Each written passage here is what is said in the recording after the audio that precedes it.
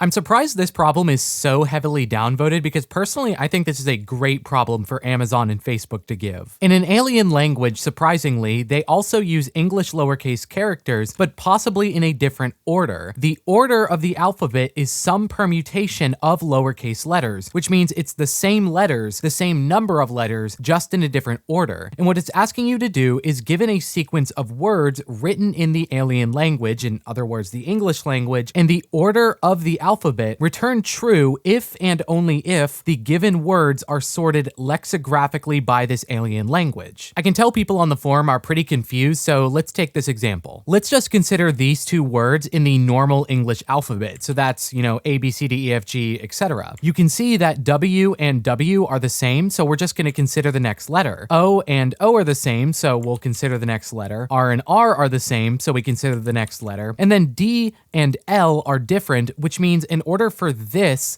to be lexicographically smaller than this, D has to come before L in the alphabet. Now in our alphabet, it does, which means word is less than world in our alphabet. So in this example, it would be fine, but you can see for this alien language they've given us, in fact, L comes before D. See that? L comes before D, which means in this alien alphabet, word actually should come after world, because D comes after L in that alphabet, which means for this example, we return false. So how would we solve this by brute force? Well, what we could do is loop through each pair of words, each pair of adjacent words, and then we could loop through each character in each of those words. Then we would loop through the entire order array and make sure that this character is less than or equal to this character in that array. So we would start with word and world in this example. We would start at index 0 and we'd see that, well, W and W are the same, so that's fine. We'd look at O and see, okay, those are the same, so that's fine. We'd look at R and see, okay, those are the same, that's fine. And then we'd finally get to D and L. And then what we would do is we would, for D, loop through this entire order array, and we would see that D is at position 0, 1, 2, 3, and 4. So it would be, say, okay, so this is 4. And then we would loop through it again, and we would see that L is at position 0, 1, 2, and 3. So we would say, okay, L is 3. And then we would say, well, D is greater than L because 4 is greater than 3. So we would return false for this. But in any normal circumstance, we would just continue looping through each adjacent pair of words, doing this until it's solved. Additionally, if you wanted to be a little clever, you could try doing a custom sort operator and actually try sorting them. But just considering this brute force option that we just gave, we have to loop through every word, so that's going to be order n. Then we have to loop through every character, so that's going to be order of max of t. So I'm going to say that for this example, T is the length of the longest string in our words given. And then we have to loop through the entire order array. So I'll say that that is O of OR because that, I don't want to use O twice. So that means the runtime of this would come out to order of NT which really isn't that bad because you would imagine that the number of words is going to be much longer than the actual words given. And order is actually always 26, which means in reality, it's more like just O of N of T. Now you can speed this up a little bit by using a hash set. So you can map the characters in order to their position. So for this example, we'd end up mapping W to 0. We'd end up mapping O to 1. We'd end up mapping R to 2,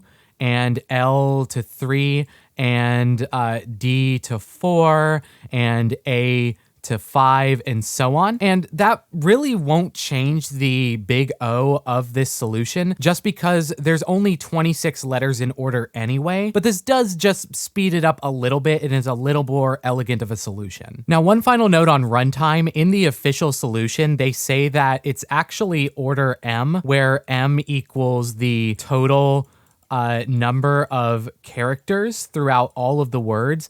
And I guess that's technically correct, but I don't think you'll be faulted for either one of these runtimes if you give it in an interview. So let's go ahead and code this up. The first thing we're going to need is that map we talked about that maps the characters in the alien language to their lexicographical order. I'm just going to call it M.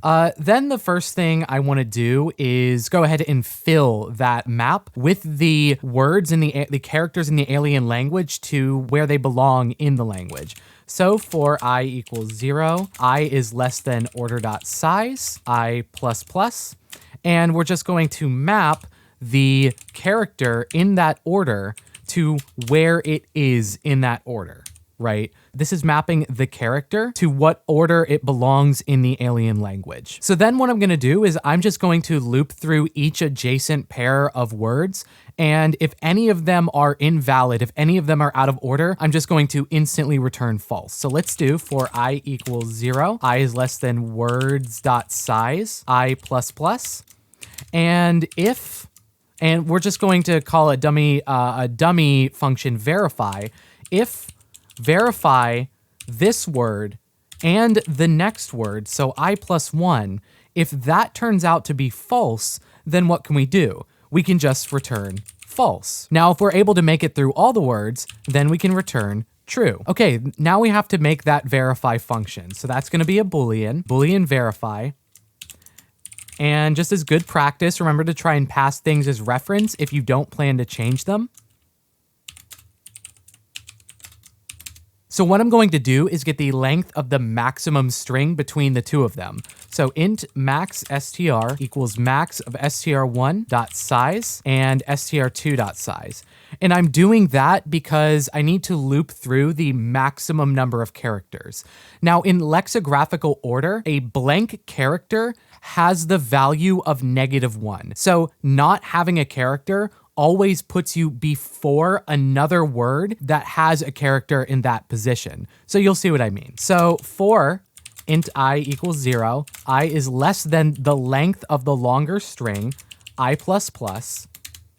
And what we're going to do is get the actual order that the character in both strings match to. So let's get the first character. If there's still characters in string 1, what we're going to do, so if I is less than string1.size, question mark, what are we going to do? Well, we're going to get the lexicographical order that it maps to. So map of string 1 of I. Now, what happens if I is greater than or equal to string1.size? Well, that means that this is functionally a blank character. In other words, it maps to -1. It'll always come first. Okay, so now we can just do the same thing with string 2.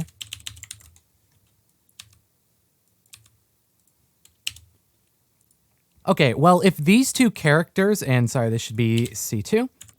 If these two characters are the same, then what do we do? If they're the same, then that means we need to check the next character, just like in our example. So if C1 equals C2, we just continue. Now, what if the character in the first string is less than the character in the second string? Well, that means we automatically know that it's lexicographically first, so we can just return true. So if C1 is less than C2, then what do? We return true. Now, what if it's not? What if C1 comes after C2? Well, that means that the entire string str1 must come after string 2, and this is invalid. So else we return false. But if we make it through all this, then that means they're what? That means they're the same string.